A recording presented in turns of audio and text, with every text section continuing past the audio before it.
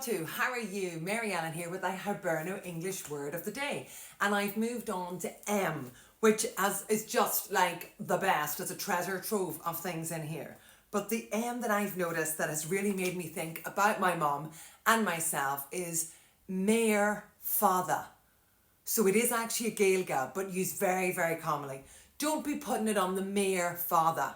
Don't be putting it on the long finger, which is procrastination.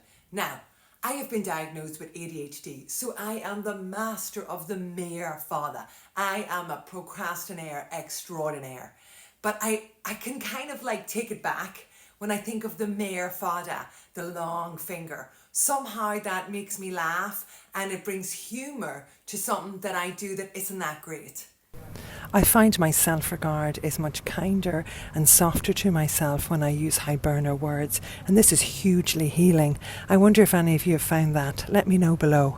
Have you ever put anything on the méar, fhada? Do you know that one? Gromor.